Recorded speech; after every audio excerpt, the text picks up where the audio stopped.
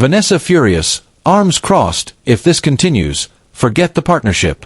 I'm not marrying someone who treats me like trash. Jason frowned. So this is what it was all about? A business deal. Not love. Not happiness. Just shares and fake smiles.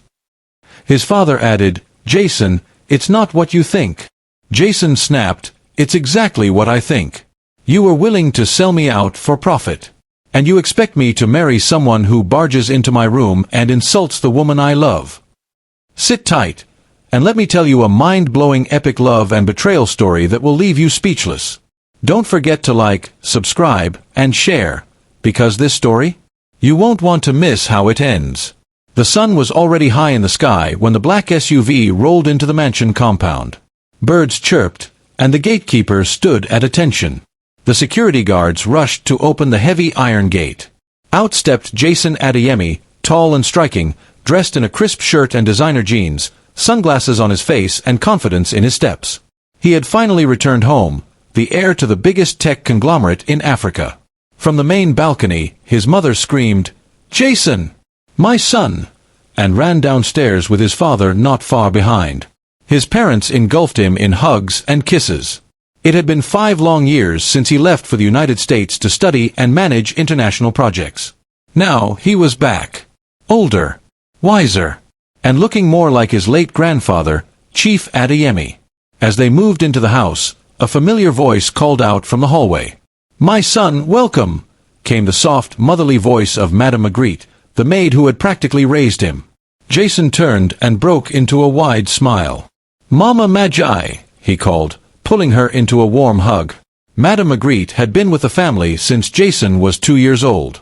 She knew all his allergies, his childhood fears, his favorite bedtime stories. While his parents were often too busy with board meetings and business trips, it was Madame Magritte who raised him with care and love.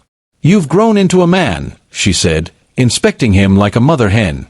And you haven't aged a day, Jason teased. They laughed together, and for a moment, Jason felt like a child again. Later that morning, Madame Magritte arrived again for her usual duties, but she wasn't alone this time. With her came a young woman, graceful and modestly dressed.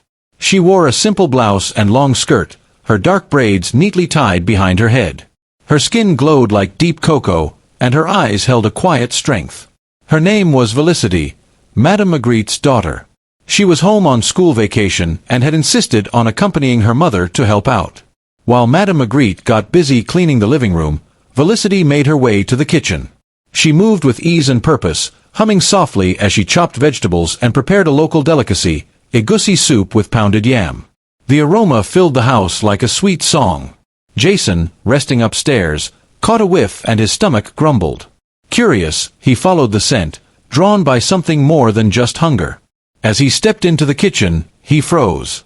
There she was, her back turned, focused on the pot, stirring gently. Good morning, Jason said, his voice smooth.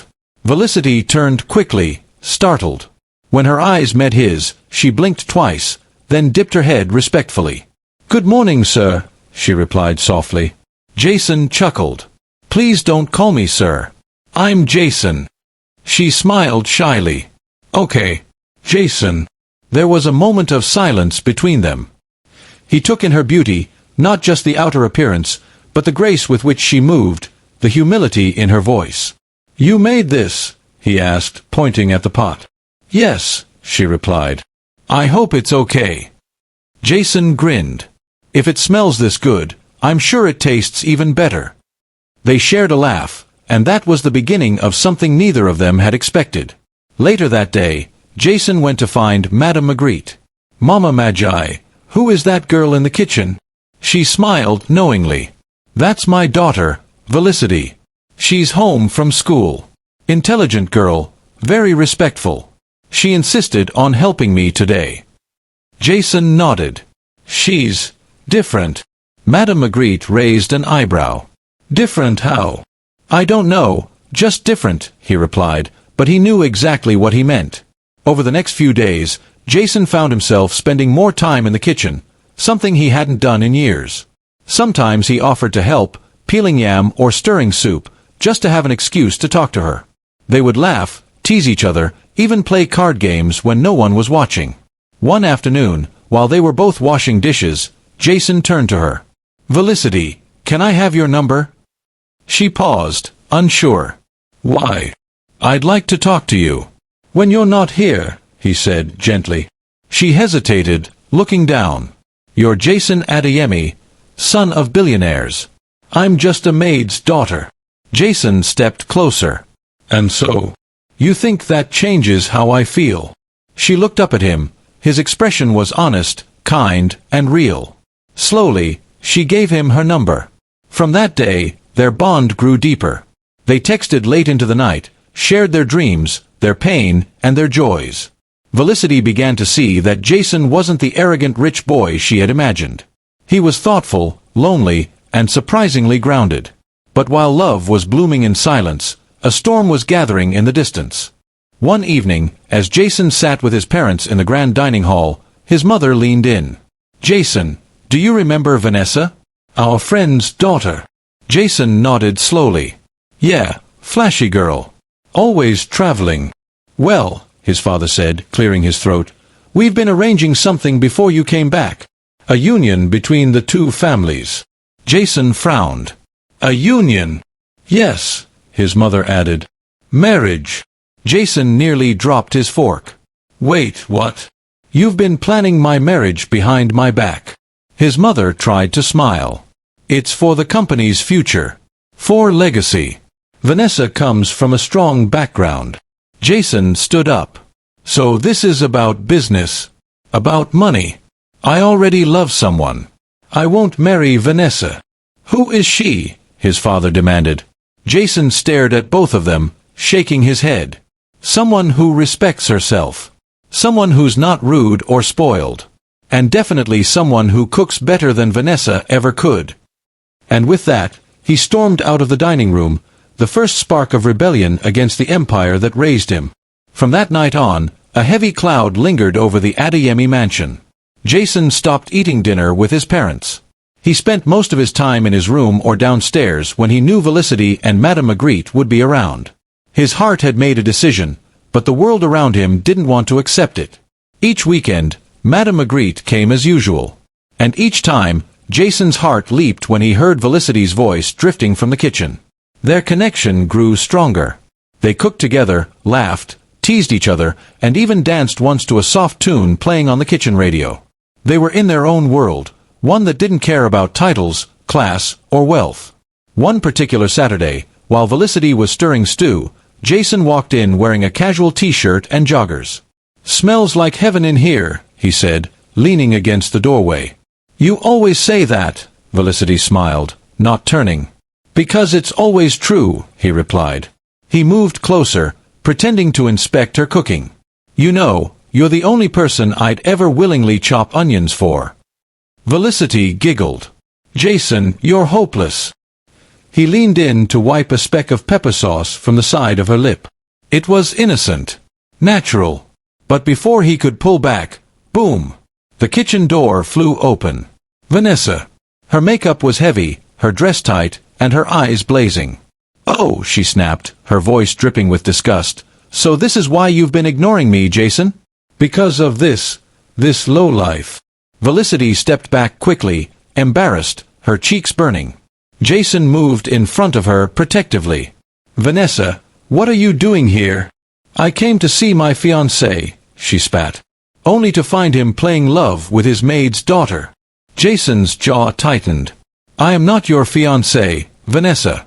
And don't ever disrespect her again." Vanessa laughed bitterly. "Wow. This is beneath you, Jason. She doesn't even belong in the same world as us." Jason stepped forward. "You're right. She doesn't belong in your world. She belongs in mine. And I'm proud of her." Vanessa scoffed. "You'll regret this. You're throwing away everything, for a girl who will never fit into your class." Jason looked her in the eye. "Then I don't want that class." With that, Vanessa stormed out, her heels clicking furiously against the marble floor. Velicity was still frozen, her hands trembling. "I'm sorry you had to witness that," Jason said gently, turning to her. "I knew this would happen," she whispered. I don't belong here. Your parents will never accept me. Jason took her hand. Let them try to stop me. I love you, Velicity. She gasped, her eyes wide. I've been wanting to say it, he continued. And I won't hide it anymore. Will you be my girlfriend? Tears welled up in Velicity's eyes. Yes, she said in a breath. Yes, Jason. They hugged, a tender moment in the middle of chaos. But peace didn't last long. The next day, Jason's mother barged into his room, her face dark with fury. Jason, what is this I'm hearing? You and that girl. Jason sat calmly on his bed. Yes, mother. I love her. His mother's face twitched with anger. So it's true. You've thrown away your future for that maid's child. She's more decent than half the girls in your circle, Jason said sharply. Mrs. Adeyemi slapped him. Hard. You will not speak to me like that, she shouted. Jason held his cheek but didn't move. Then don't expect me to live like a puppet. I want Madame Magritte and her daughter out of this house, she ordered. They are not to step foot here again. Madame Magritte stood silently in the hallway, having heard it all. Her heart broke, not just for her daughter, but for Jason too. She quietly turned around and left. Velicity didn't even get to say goodbye. The next few days were like a fog. Jason tried calling her. No answer. He texted. No reply. He even waited by the gate on the usual Saturday, hoping they'd come. They didn't. His food remained untouched. He barely spoke. He didn't go to work, didn't dress up, didn't smile. The house grew cold, not from the air conditioning, but from the silence between hearts. Vanessa came again. Jason didn't even open his door. She screamed, cried, threatened to report him to his parents. He didn't care. Downstairs, Jason's parents sat with Vanessa and her father. This boy is disgracing us, Mrs. Adeyemi muttered. Vanessa crossed her arms. If this continues, forget the partnership. I'm not marrying someone who treats me like trash. That's when Jason entered the room. He had heard every word. So this is what it was all about, he said quietly. A business deal. Not love. Not happiness. Just shares and fake smiles. His father stood. Jason, it's not what you think. It's exactly what I think, Jason snapped. You were willing to sell me out for profit. And you think I'd be happy with a girl who barges into my room and insults the woman I love? His voice shook with emotion. You don't know what love is. You only know transactions. His mother looked stunned. Jason, I don't want this life. Not if it means becoming like you. And with that, he walked out of the room, leaving behind his parents, a stunned Vanessa, and the world they had built for him, a world he was no longer interested in inheriting. The rain poured heavily that night, as though the heavens were mourning with Jason. He sat in his dark room, his phone screen glowing dimly in his hand, another unanswered message. Velicity, please. Just tell me you're okay. But silence answered him again. He tossed the phone on the bed and buried his face in his hands. For the first time in years, Jason Adeyemi felt powerless. Not even all his family's wealth could solve this. Not the cars in the garage, not the mansion, not the business shares. None of it could bring back the smile of the only girl he truly cared about. All he knew was that his heart ached, and it ached for Velicity. Since that dreadful morning when his mother had driven Madame Magritte and Velicity away, the mansion had lost its warmth. The living room, once filled with laughter and fresh cooking, now felt cold and empty. Even the walls seemed to whisper, "You lost her." Jason tried everything. He asked the driver if he knew where Madame Magritte lived, but the man shook his head. She had always come and gone alone. He called people, asked around, sent messages to old classmates of hers from the university. Still, nothing. Velicity had vanished, like a dream that ended too soon. And he was stuck in a house that suddenly felt like a prison. Meanwhile, Madame Magritte and Velicity had returned to their humble home in a quiet neighborhood. A one-bedroom flat with faded paint and cracked windows, but it was theirs. Velicity spent her days staring at the phone, reading Jason's messages, tears silently rolling down her cheeks. She wanted to reply. So badly. But her mother had warned her. "Velicity," Madame Magritte said firmly, "we don't belong in that world. That slap was not just for Jason. It was for us. A reminder."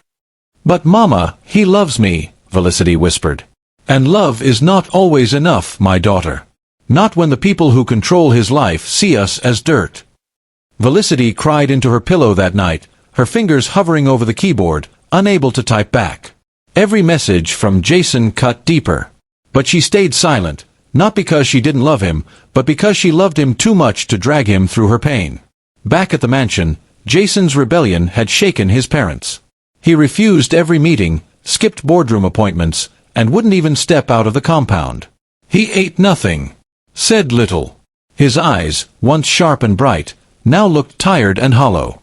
One evening, Mr. Adeyemi sat alone in the study, watching an old family photo of Jason at age 5, sitting on Madame Magritte's lap, grinning with joy. "Have we really lost him?" he asked his wife. Mrs. Adeyemi, who had spent days trying to justify her actions, was also beginning to feel the sting of guilt. She hadn't seen Jason smile in weeks. And the house, it just wasn't the same without Madame Magritte's soft voice or Velicity's aroma drifting from the kitchen. "I was trying to protect him," she whispered. "To give him the best." Mr. Adeyemi sighed. "Maybe we forgot what the best truly means." Just then, they heard a loud thud upstairs. Jason had collapsed. The house help screamed, and they rushed up. Jason was on the floor, unconscious. A doctor was called immediately. After examination, he gave a simple diagnosis: exhaustion, stress, refusal to eat, emotional shutdown. "He's suffering," the doctor said. "Whatever is troubling him is deeper than you think. And if you don't fix it, you might lose him." For the first time in her life, Mrs. Adeyemi cried for something money couldn't fix. That night, as Jason lay quietly on his bed, for drip in his hand, his mother knelt beside him, holding his cold fingers. "My son," she whispered, "I'm sorry. I didn't know your heart was this broken." She kissed his hand and turned to her husband. "We must bring her back. Both of them." The very next day, a convoy was sent out to search for Madame Magritte. It took hours. They combed different neighborhoods. But when they finally found her modest home, she stood at the door, shocked to see the same woman who had once driven her away, now standing with hands folded in apology. Mrs. Adeyemi bowed her head. "Please. I beg you, forgive me. My son needs your daughter. He's not the same without her." Madame Magritte hesitated, then stepped aside. Inside, Velicity stood frozen, tears in her eyes as Jason's mother approached her. "I judged you before I even knew your heart. I thought love could be arranged and bought. But my son has shown me what real love looks like. Please, come with me.